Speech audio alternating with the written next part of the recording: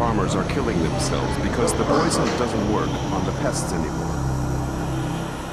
For cotton, the white gold from which our textiles are made at rock-bottom prices.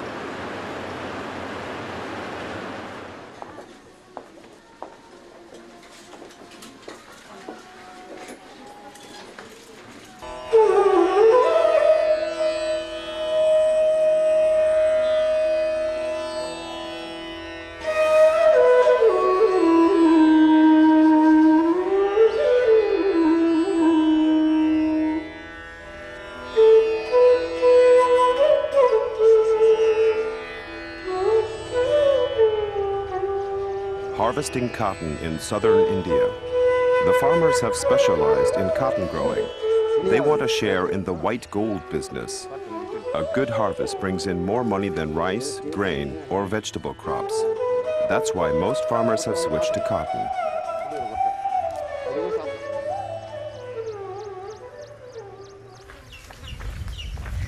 A cotton belt is stretching across southern India.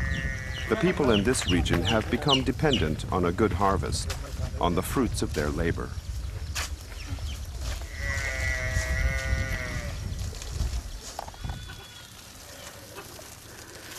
Anand is one of the farmers who switched over. He gave up traditional agriculture and hopes to make a lot of money fast. Things look good for him. He inherited his farmland from his father, so he doesn't have to pay fees to a landowner, like so many farmers in the area. Anand remembers how it all started.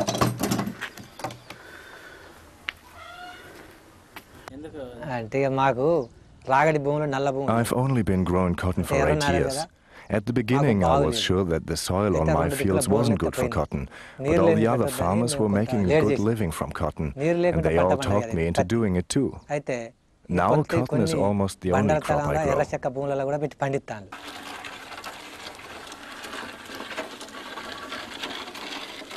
Day after day, Anand works in his fields, tending to his crop.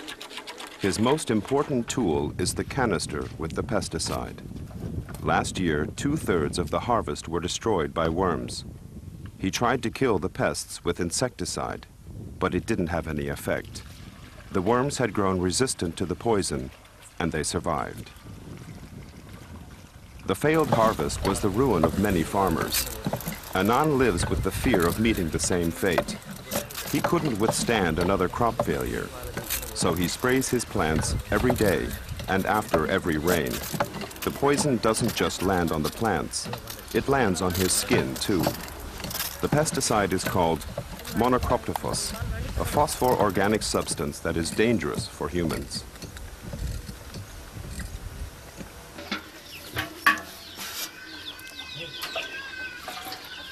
After spraying for several hours, Anand is dazed. His tongue is numb and thick in his mouth, and he feels so sick that he doesn't feel like eating. Water is a costly commodity, so he washes sparingly in the evening. But cold water can't wash the poison off. Inevitably, it works its way through the skin into the body. But Anand doesn't give it much thought.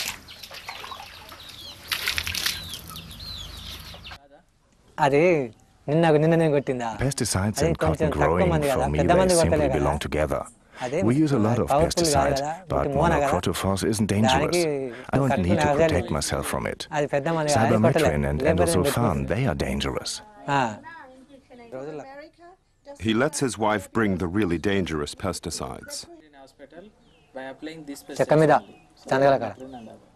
I see. So monocroptophos is not so dangerous. He doesn't know what's printed on the containers. He never learned to read. Neither does he know the meaning of the red triangle with the skull. The American woolworm and other pests have long become resistant to most poison. Many pesticides should actually be taken off the market. Instead, they continue to be sold. Some farmers think that if they use double the amount of pesticide, they'll be able to kill off some of the pests. The cotton farmers rent expensive motorized sprayers to spread pesticide over the fields from morning till evening. They don't wear face masks or protective clothing. The hum of the spraying machines belongs to the noise of everyday life in India's cotton belt. The poison also lands on the cornfields, thus working its way into the food chain.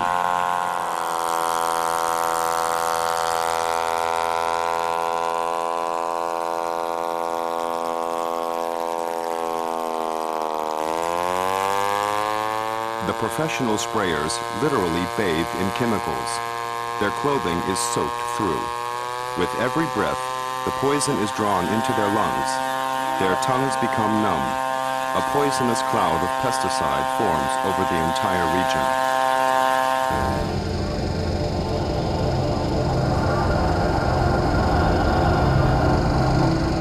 At the hospital in Warangal, in the intensive care unit, people are dying. They have all poisoned themselves. This is today's case. Old case is 2 nights. Yesterday's case. 1 or 2 to 3 cases, definitely 2 to 3 cases per day we are getting. And OP poisoning is the commonest poison that we are getting here. And is there a peak season? Peak season will get exposure poisoning, inhalation poisoning, not the suicidal one, occupational. Without taking precautionary measures, they will go to the field and spray it. And after spraying, they will not wash, they will not take a bath. And that will be absorbed from the skin also. And they will get symptoms and all those things. They will be brought in seasonally, hundreds of cases, 50, 30 cases per day we will get. Not much is known about the long-term effects. The doctors see lots of birth defects, and the cancer rate is increasing. But there's no money for research. Often, doctors save the life of a single farmer several times, but only few people can be helped at all. If he is coming before gastric emptying time, he can do stomach wash and we can save the patient. And most of the people will lapse the time while they are transported from village to here because of lack of transport and all. Nowhere else are such quantities of chlor and phosphor organic chemicals sprayed as in the cotton belt. Every kind of insecticide is available here. Even highly dangerous products like the cancer-inducing lindane are sold over the counter. In Europe, these pesticides have been banned for years because of their deadly effect on humans. But in India, business is booming.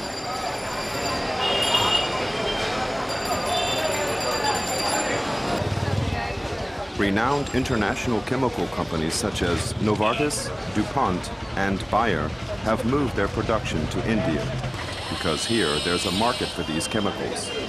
Bayer's pesticide sellers in India know about the ban in Europe, but business is business.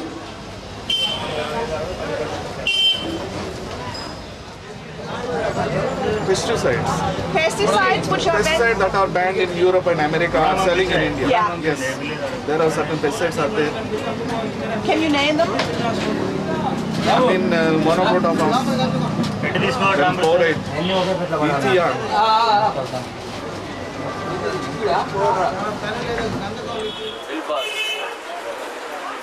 Bayer sells poisons that are used in chemical weapons in war zones. The company sells pesticides produced in India worldwide. The Indian pesticide market is up to 80% in the hands of the chemical giant from Monheim. Pesticides that are harmful to people but ineffective against pests are knowingly sold.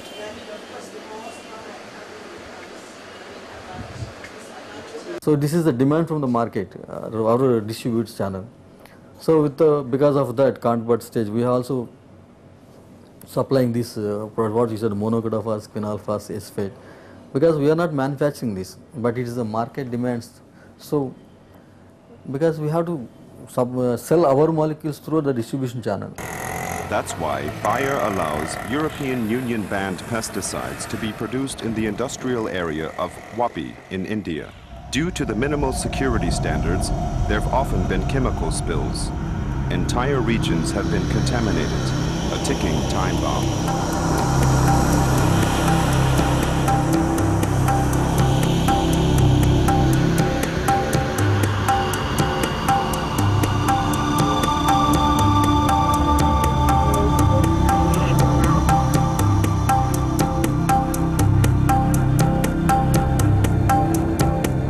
third of the chemicals are classified as highly dangerous.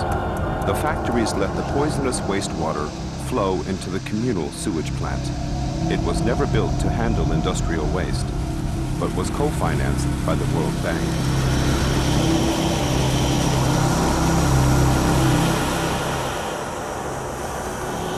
In addition to the sewage plants, the World Bank is also pumping money into road construction. Wapi's poison producers are now part of the global market. Indian environmental protection groups are critical that such a basis has been formed to allow the time bomb that is Wapi to keep on ticking. The safety of the businesses weren't checked. Often the cliques produce for just a few years. When something goes wrong, they just change location. From my past experience, what I have seen is that the international companies like Bayer or Aventis or others, they come here because it's so much cheaper to manufacture here. And it's cheaper because they do not have to treat all their waste, they do not have to carefully dump their waste. Back to the pesticide market. New products are constantly being stocked. They're supposed to be highly effective. The pests haven't become resistant to them yet. Anand also needs more effective chemicals. The newer they are, the more expensive they are. For example, Avant from Bayer. For the farmers, it's just numbers. The harvest is often put up for collateral. Anand has to pay 3,500 rupees, $75, up front for the supposedly most effective pesticide. With his average yearly income of 4,800 rupees, $100, he has no choice but to incur more debt. His suppliers are happy for the fat commission they earn from Bayer.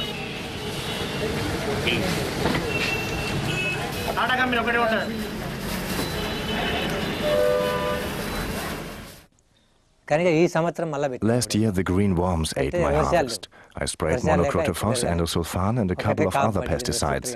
I went to my supplier and got new ones, but they didn't do anything either. Now I'm using Avant, but it's expensive, so now I've got a lot of debt. But the supplier wants his money, whether or not the pests destroy another crop. When the farmers run out of cash, they can buy pesticide on credit. Their debts grow too large to count. The last bit of land has been pawned. All that remains is doubt. Last year alone, 700 farmers committed suicide. They drank the poison that couldn't kill the pests. I lost my son. He drank insecticide to kill himself. I always warned him about getting into the cotton business. We are poor now. We've lost our land. My son left a wife and children behind. How are we all supposed to go on?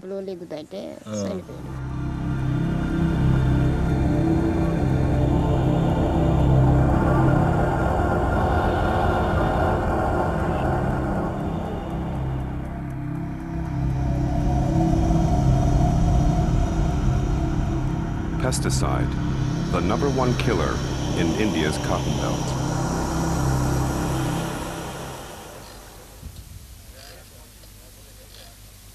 Anand too has fallen into the vicious pesticide death cycle. He sprays even when the threat from pests is long over and the cotton is being picked. That's how pesticide lands directly on the white gold. Mature cotton balls are not meant to be sprayed because the fibers suck up the poison. Traces are left, for example, in cloth that becomes underwear. It's very difficult to wash it out. Farmers here are unaware. Nobody gave them any training when they planted the cotton, and so women pick the cotton balls, poison for Europe.